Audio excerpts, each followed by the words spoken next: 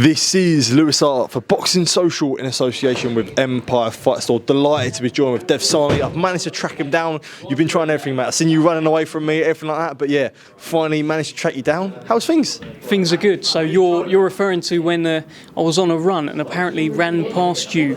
Probably it happened that quickly that you was like, is it him? Could it be him? Before you knew it, I was gone. Yeah, I know. In like the flash, mate. Like the flash. I was like, you realise it until it's gone. And I was like, just seeing you pace away and get smaller and smaller, and yeah, it was a heartbreaking image.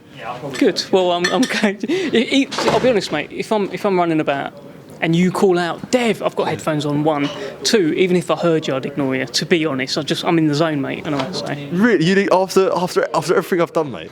I like you, but I do feel like I'd try and probably swerve you if you called out. Yeah, that's quite hard to deal with. But yeah, I just had the weigh in there. The man that is from Maidstone, that his hands are made of stone. Sam Noakes, European title defence. It looks good on the scales. Excited for tomorrow night for what could be to come. He's so good, Sam Noakes. He's so likeable. He's so good at boxing. Do you know what? When it gets to weigh-in days, right? A lot of these fighters, they're miserable. They've had to drain down to make weight. Sam Noakes has had to drain down to make weight, and he's still cracking jokes back there. He's still asking me how I am and stuff. Like, it's great. He's great. And this is a hard fight. I know it looks like, Gianluca Seglia, you haven't really maybe heard of him, but he's only been stopped once. That was 10 years ago at a higher weight. He's competed at around European level, much more experienced than Sam Noakes. And we'll find out if Sam Noakes can get his knockout streak going, if he can successfully defend his European title for the first time. And I'm excited to find that out. And I think Sam Noakes I just think he's the bollocks, mate, to be honest with you. Look, like a couple of fights ago, he was just like the Commonwealth champion. Yeah. Great, brilliant belt to have. 2 fights later, he's Commonwealth, he's British, he's European, WBO international, he's got all these belts, and he's going places. Well, you mentioned he's going places, and I think one place that we would like to see would be a Mark Chamberlain fight. And I know that they've both got business to handle, so I know it's a typical thing, it's not right, but people are naturally going to gravitate their names towards each other. When you look at this fight, is it like, let's do it ASAP, or they're going to be pushing for world titles, so let's do it then? Like, how do you view that fight between them two lightweights? I do think it's going to get bigger and bigger. And I do think they are on a bit of a collision course. I think it's inevitable. I think we've been talking about it for about 5 years, and it has got bigger and bigger. And I love that there's another layer here that perhaps isn't being spoken about too much. In one corner of the ring, you'll have Sam Noakes. Right behind him will be Francis Warren, his manager. In the other corner of the ring, you'll have Mark Chamberlain. Right behind him, you'll have his manager, Frank Warren. There's father versus son. What is that Sunday dinner going to be like? I don't know, but it's a brilliant fight, and I hope that we do see it. I think they're both going to be world champions. Imagine that for a unification, or even just one defending against the other. Brilliant. Absolutely. Another guy I did want to touch on the card, Masood Abdulah. Commonwealth title fight for himself, and he's in and around a real competitive weight class. We see Dev Sahni today. He's obviously got Hobie Price that Masood will have his eyes on. Nathaniel Collins, another Queensbury guy that Masood's always banging on the drum about. So yeah, important fight for tomorrow for Masood because of what could be to come. Yeah, 100%, mate. He's looking really good. His last 2 fights, he's stopping guys that don't get stopped. Nobody stops Kasashvak, nobody stops Mark Leach. Masood Abdulah does. And the thing is, after he does it, he's still not happy with his performance. He's a bit of a weirdo. He's such a perfectionist that he's not even particularly happy after he's got great performances like that. He wants the Commonwealth title. He wanted to fight Nathaniel Collins for it, but he's got another Scot. He's got George Stewart, who is unbeaten. So let's see if he gets him out of the way, stops him as well. I think before long he'll be right up there. Just quickly moving on. You was busy in camp at the gym with Daniel Dubois and Don Charles and the team there. And actually, I'm sure you would have seen it at the gym. The Wembley Arches are in sight.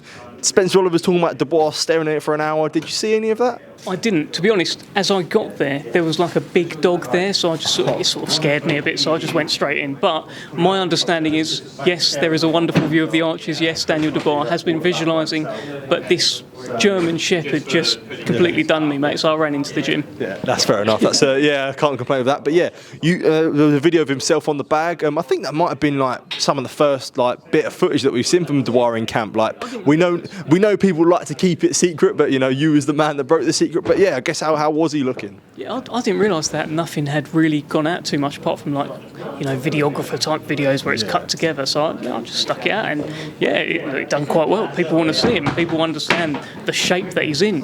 People understand the thud that they can hear when he hits a bag, when he hits the pads. Goodness me.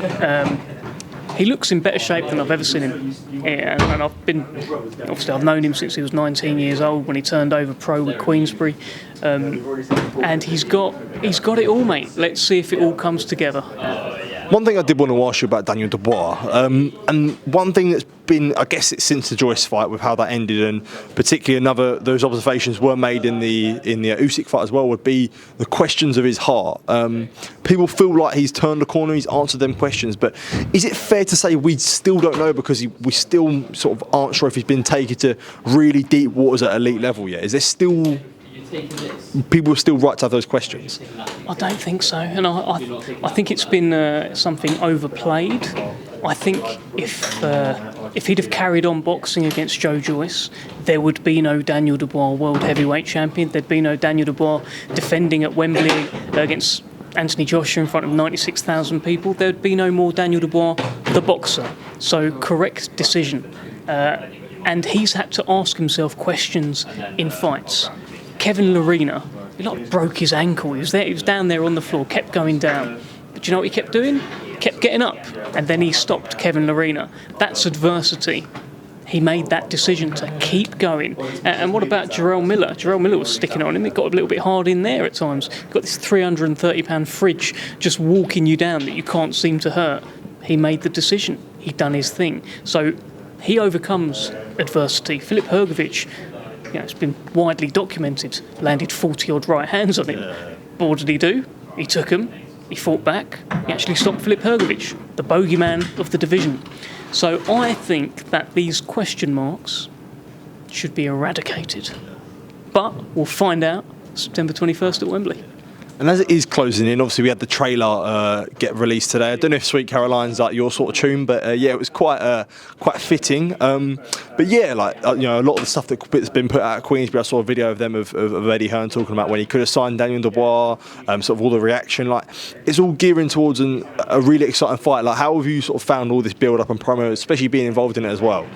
I just think it's a brilliant fight. At the very heart of it, it's two hard-hitting British heavyweights at the National Stadium in front of a record crowd. It's unbelievable. Then you start adding in all the layers, the Matchroom versus Queensbury, the fact that Don Charles used to train Anthony Joshua, the beef, the getting up at the table, that I'm going to smash you around the head with this chair, that I'm not scared of you. Love it. It's built up into a brilliant fight. And mate, the undercard, if the undercard is each of those fights could be a main event somewhere, it's unbelievable. So maybe this is the biggest show ever.